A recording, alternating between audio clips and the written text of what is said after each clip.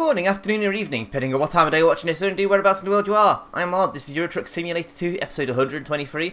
We've got a job in progress, so let's get going with it, shall we? Filled up, we don't need to worry about resting, I don't think. 6 hours is our next rest stop, and 7 hours 31 until we get there. We have to get a move on. First, let's get out of the car park. Our overnight stop. We've been here a week. I would like to say first off, before we actually do get going on with anything else in this week's video, this Sunday's video, I do apologise for the lack of Thursday's episode. If you're interested where Thursday's episode was, go back to Thursday and look for my MoD blog, where I have a bit of a rant about Codemasters fucking me over with regards to monetization. Big props here to Cursor Network. Thank you very much, guys, for your assistance so far. And hopefully we get out of this wonderful situation, because I'm basically being penalised for something that isn't my fault, and I didn't record Euro Truck because I was too angry, too upset, didn't want to know anything about YouTube, so I took a 24-hour break off just to go clear my head, boom, done. And it did set me in a bad way for quite a while mentally as well, so apologies to the Strangelands guys for being dicks to you during that period as well. The Team Tuxedo guys I didn't even talk to, so above than to say, yeah, shit's happened, fucking off. Because the Tuxedo guys have known me for quite a while, whereas I'm still relatively getting to know the Strangeland guys, you know? Because the Strangeland guys are cool, but I don't talk to them as much as I should. And, you know, it's as much my fault as it is theirs. So, the guys who've been around a long time, they know about my depression, my issues, and what happens when I have one of these mood swings, and they just leave me alone, the way I want it. Whereas the new guys, there's been quite a lot of new people recruited to the server. I think it's 6 people in total now that have joined recently, and they saw me have my little mood swing, and they're just like, what's up with him? I've explained it to them since, but again, guys, I'm sorry. Shouldn't have had to put you in that position. I'm the weird one of Strangelands, you know. But then again, I'm the weird one no matter how you dress it up. So, moving swiftly on. You may have noticed, actually, I haven't persuaded anybody to do any charity stuff over the Christmas period. You know, we're doing this for charity, justgiving.com/mod1982. What pisses people off most over the holiday period? Charity stuff. So I'm taking a complete break from that sort of thing until New Year, once everybody's done what they need to do with the money. There's more important things right now.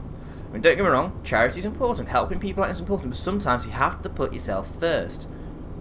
Even if it means rock stars that... No, rock stars don't count. I was about to say Bono is okay to spend thousands of pounds on designer pink sunglasses, but then encourage us to spend money. That actually gets up my nose. That really does get up my nose quite a bit, because he could have spent that money on the charity stuff. And they want us to be convinced that spending their free time is their donation to a good cause. Also, has anybody noticed how quickly the Ebola thing has disappeared? What are they trying to hide? What are they getting up to? Also, food for thought, Ebola can't be cured. So what's the money for? To find a cure? But we've already established there isn't a cure for it. Does that mean people are going to spend all this money on finding a cure for Ebola, hoping that they can actually cure it? We'll see. But at this time of year, charity stuff is the last thing people want to hear about, so we're going to pick that up in New Year. Moving swiftly on. Euro Truck DLC. You may already know that Going East was all about Poland, the Eastern Europe states, and honestly, I thought it was disappointing. It's just roads and a few extra cars on the road. You know, like, I think it's transit vans and tractors, although I haven't seen any tractors. The Going East DLC for me was very disappointing. It was, like I say, it's just roads. The Scandinavia DLC, on the other hand, they're getting closer and closer to release, and I'm getting very excited about that. Very excited. Because not only are they going to introduce all of, well, hopefully all of Scandinavia, and I'd like to go to Ireland. I want to go to Ireland. For obvious reasons. DF for that. But, Go on, Tildy. How's the load looking? 4%. Oh, shoot. When did we do that? I don't remember when we did that. It's been a week since we played this. I mentioned last time that they were putting the Scandinavia garage into Euro Truck. That would be the... I've got it written down here. The Scandinavia? Scania. Scania's main truck building facilities in Södertälje. I think that's how it's pronounced, Södertälje, close to Stockholm. And they've also... and that's it. I think it was the last time actually. I said that's very nice, SCS. How about some other truck manufacturers? You know, like maybe Mercedes. Are you saving the Mercedes garage in Stuttgart for the main Mercedes reveal? I mean, we all know Mercedes is coming at last. Mercedes is finally on the way. They're working with Mercedes to create a MP4. And ooh, wouldn't it be nice to have an MP4? But we can't have the MP4. We're stuck with Matilda. But no. No sooner do I say that, SCS have gone and pumped out a blog. This blog says that they've also got another main factory to show us. It's the Volvo factory at Gothenburg or Göteborg, I believe it's pronounced. And they've also released details of extra jobs they're going to be introducing with the Scandinavia DLC, where you pick up freshly completed jobs from these factories and take them to the showrooms. That sounds pretty fucking epic. New job types, and you're actually being part of a supply chain rather than just taking job here, job there, as the game currently is. And that, for me, is fantastic. I do like the idea of actually doing something like that. Although I don't think by not completing these jobs will have much of a knock-on effect with the game. Like, if I don't deliver Scania trucks, I can't purchase Scania trucks. I don't think that's the case. But, wow. That's great. I do like that. So thank you, SCS. That's great. That really is. Channel related news. Team Tuxedo, mostly because of me. We are abandoning Formula 1 2013, 2014, any form of Formula 1 game from Codemasters. Mostly it's a boycott of Codemasters. If you want to understand the full reasoning behind this, you may have gathered some hints earlier on in the video, but again, go watch my blog, False Claims and Codemasters, and that explains exactly why I don't want anything to do with Codemasters anymore. And I can guarantee, if I ever get big, they'll be like, hey Mod, we just noticed you got a decent audience, would you like to advertise our games for free? No, Codemasters, preemptive fuck off right now. You useless cunts, I fucking hate you now. Codemasters used to be one of the best games devs in the world. I mean, look at Micro Machines, look at the Colin McRae series, look at Tokka series, and then for some reason they've gone to shit. They've become one of those major AAA manufactured churning titles that do yearly updates. I'm sorry, that doesn't float my boat anyway. But the way they treated me over this whole business of monetization on my channel is disgusting. Okay, if you can't be asked to watch the blog, they've made a false claim against my F1 videos a few times, and YouTube have gone, actually Mod, you're at fault, you're fucked, for 6 months. So thanks Codemasters. Because of your stupid, idiotic false claim, I'm the one who has to pay the penalty. I'm the one who has to suffer. You're the one who made the false penalty. You should suffer. False claim anyway. Can't I get... Thank you, mate, for getting out of the fucking way. No, you didn't get out of the way, did you? Fine. I'll go the outside lane.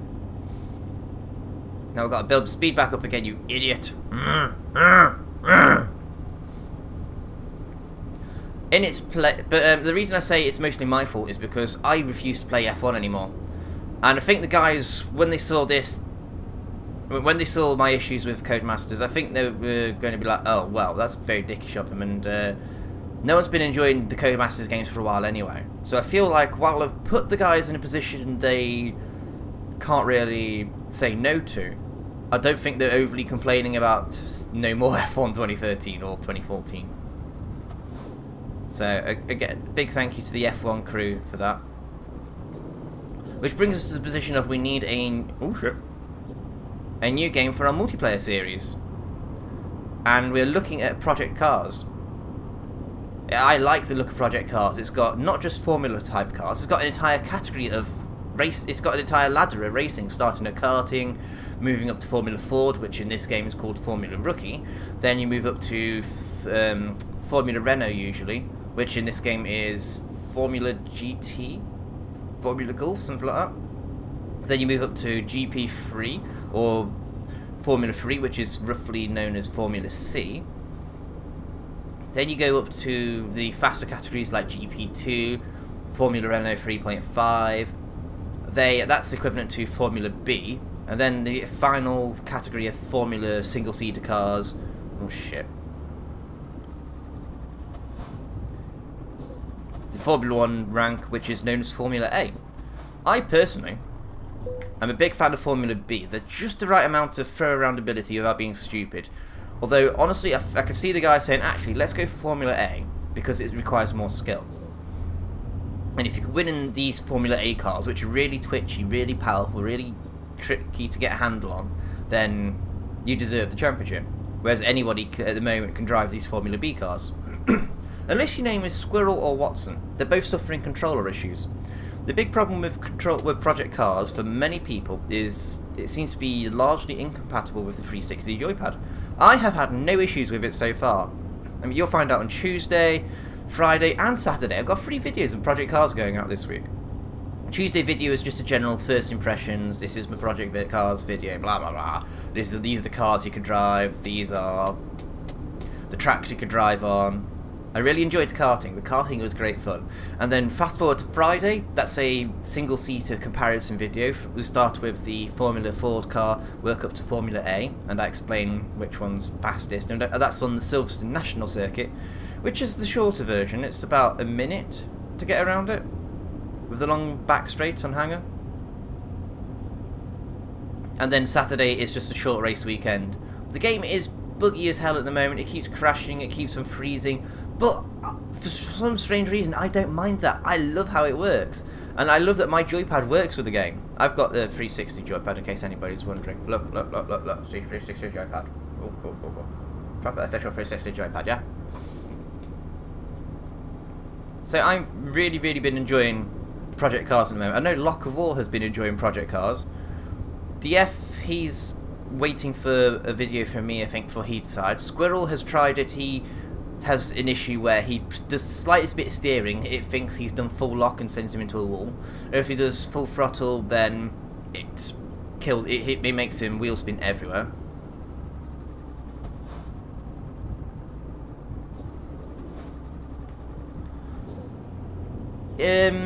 That suggests to me that the analog sticks on Squirrel's controller are functioning more like buttons, where it's all or nothing.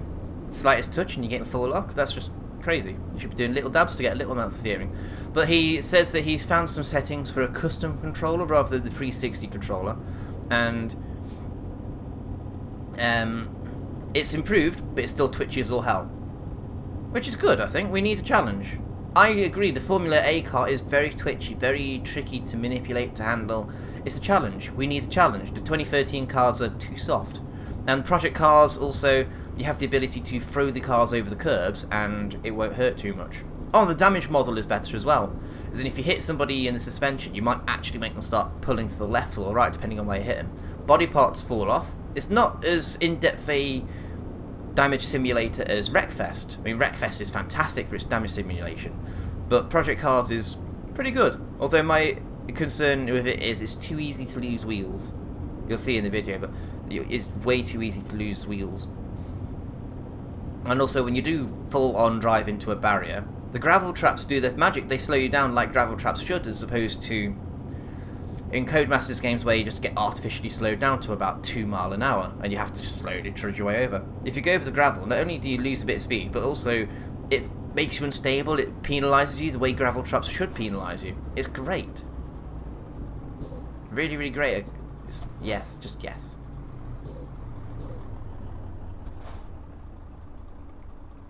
I'm on the spot, come on.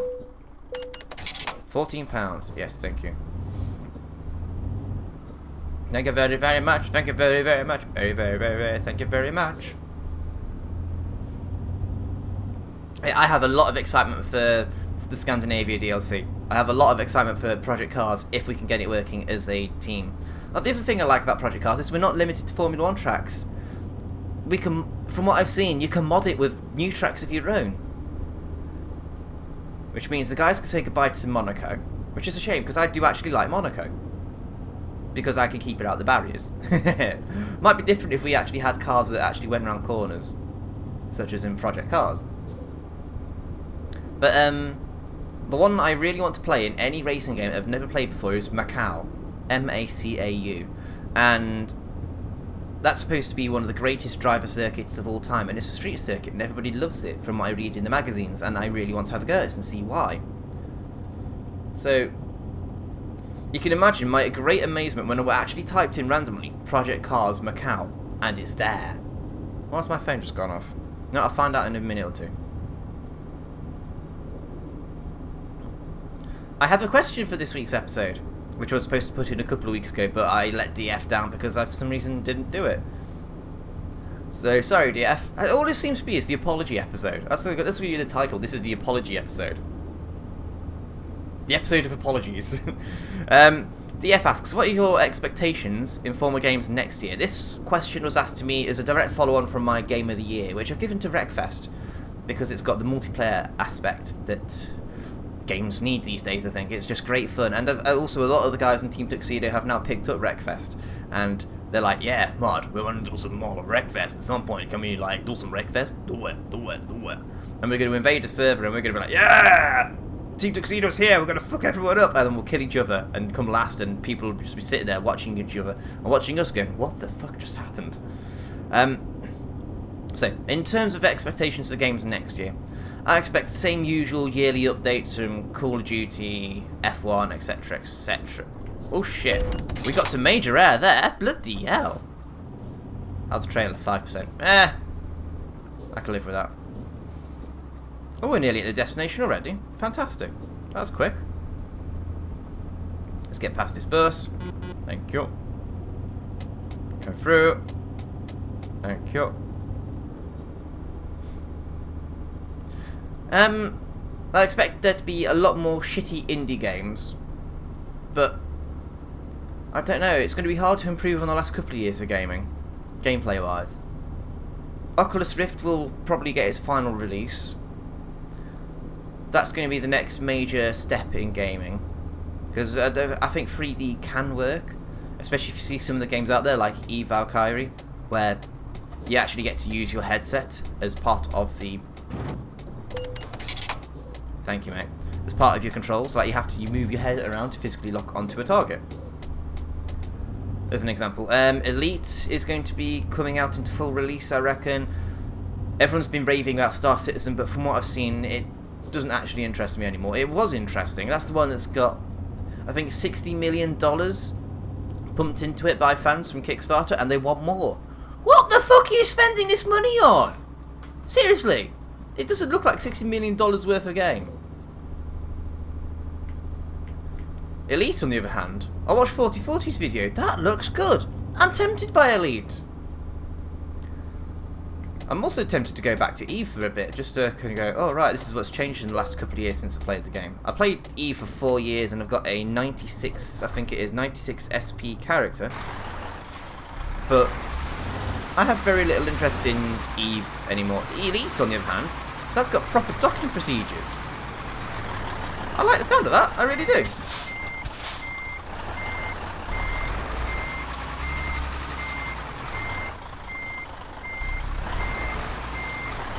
Come on, Tildy. So next year I expect lots of shitty indie games. In fact, next year I think it's going to be a disappointment. I hope I'm wrong, but I don't think next year is going to be very good for gaming. It's very hard to come up with an original title these days because most people have done it. And if you do come up with an original title, people will rip it off within minutes.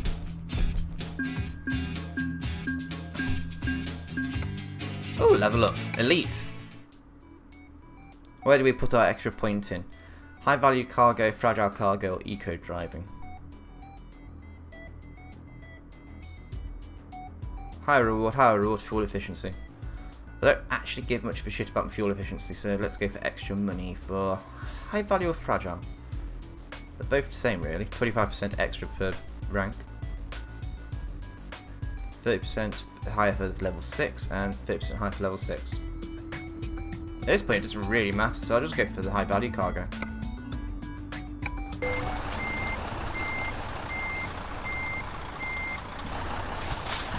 I think what we'll do now is we'll go patch up Matilda. £90,000, yay. Rest up, ready for the next episode.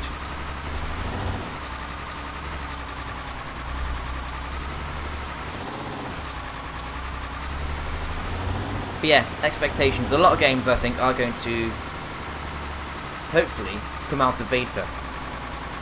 Hopefully come out of alpha. Because all I'm seeing at the moment is lots of big, high-profile games going, yeah, we're in this stage of development now, we're in this stage of development, and we've moved on to that stage of development. Very few games are actually going full release. Now, Euro Truck went full release this year, at long last. And I like Euro Truck quite a bit. And they're still developing it. You can still polish it, you can still have a game developed enough to the point where you can say it's a full game, it functions as it is. Like Kerbal, I reckon, going to full release. It's got career mode in it now, it's got development, it's got research, it's got everything. That should be a full release, but they're saying no, we're only just coming out of alpha. We're going to go into beta. They're going to move from 0.25, I think they're on, to 0.90. They're jumping quite a gap, and they're making that gap a big, obvious one, just to emphasise the point that they are moving from alpha to beta, because apparently people aren't smart enough to realise that there's a name there as well. Oh yeah. Oh yeah. One last thing, and you lot owe me an apology. 16 likes on that video. 16. So what did you do? Did you just tell your friends to go hit thumbs up? Did you all magically decide to hit thumbs up for the first time ever? Shit, guys! Here's some stats for you. 15,000 people went and claimed their Christmas DLC. 16 of you hit thumbs up to get a...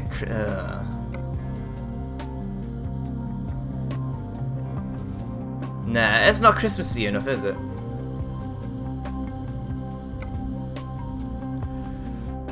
I like that one, if I'm honest. That one's not bad.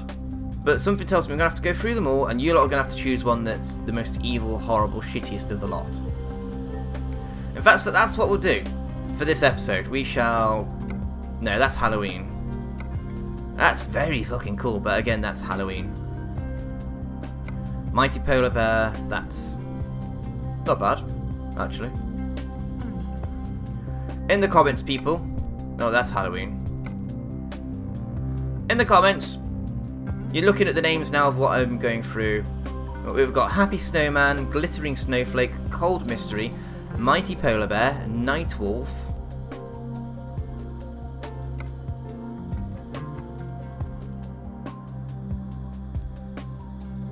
Gift Time. Magic Ribbons. That's like a flip job. Ah, these are the actual Christmas DLC ones, I reckon. Night of Wonders.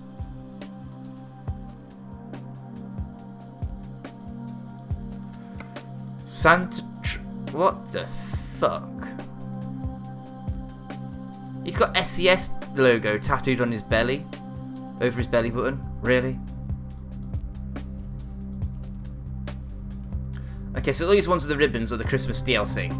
These are the ones you get to vote on. Gift Time, Magic Ribbons, Night of Wonders, Santa Trucker, Santa's Bag. That one's alright. And Christmas Spirit.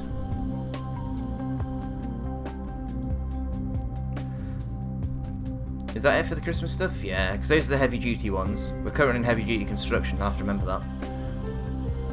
There you go, there's your list. Gift Time, Magic Ribbons, Night of Wonders, Santa Trucker, Santa's Bag, Christmas Spirit. If you wanted to have a look at these again, rewind the video, have a look.